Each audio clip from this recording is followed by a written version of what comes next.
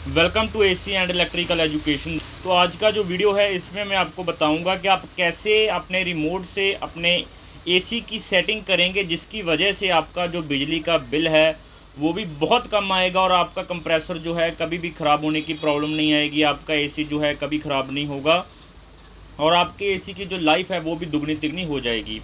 तो दोस्तों, हम इस चैनल पर इलेक्ट्रिकल, इलेक्ट्रॉनिक्स, आरओ, वाटर चिल्लर, AC, D fridge, washing machine, semi washing machine, fully washing machine, microwave, induction cooker, सभी के ऊपर हम डिटेल में वीडियो बनाते हैं कि आपको मैकेनिक को बुलाने से पहले अगर कोई छोटी मोटी समस्या है तो आप खुद ही उसे ठीक कर लें। तो इसलिए हमारा चैनल आप सब्सक्राइब कर लीजिए, सब्सक्रिप्शन बिल्कुल फ्री है दोस्तों। तो प्रॉब्लम कई बार बहुत छोटी सी होती है जो कि आपके रिमोट में भी हो सकती है, आपके जो स्विच ऑन ऑफ हो सकता है एसी का, तो आप मैकेनिक को फ़ोन कर देते हैं जिसकी वजह से वो आता है और आपको उसको पे करना पड़ता है। लेकिन कई बार प्रॉब्लम बहुत छोटी होती है, तो इसी के लिए हम वीडियोस बनाते हैं कि आपकी हेल्प हो सके, इसलिए चैनल को भी सब्सक्राइब कर लीजिए। तो बात करते हैं कि बिजली का बिल हमारा कम आए और एसी भी हमारा अच्छे से चलता रहे, कोई प्रॉब्लम ना आए हमें और बिल्कुल प्रॉपर कूलिंग होती रहे।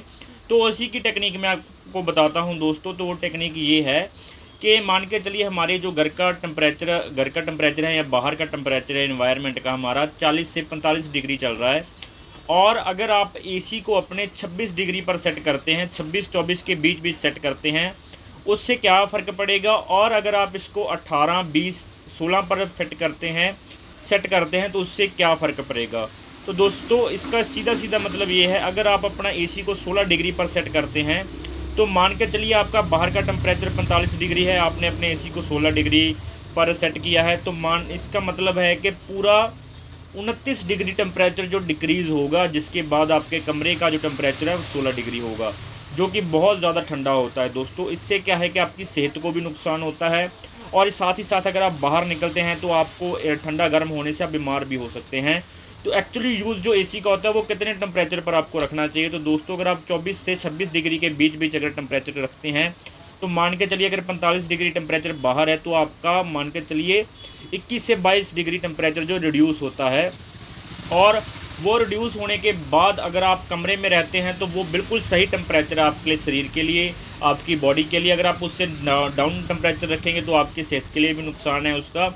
अगर आप ज़्यादा रखेंगे तो भी फिर आपको गर्मी लगती रहेगी। लेकिन अगर आप 24 से 26 के बीच बीच रखती है तो वो बिल्कुल सही टेम्परेचर है, जिससे आपको गर्मी नहीं लगेगी। और अभी एसी और बिजली का क्या कनेक्शन है इसमें वो मैं आपको बता देता हूँ। तो अगर आप 24 से 26 डिग्री के बीच बीच अगर इसका टेम्परेचर सेट करते हैं तो क्या होगा, कंप्रेसर जब अपना वर्क करेगा, जब 24 डिग्री टेम्परेचर आ जाएगा तो वो कट हो जाएगा, ठीक है।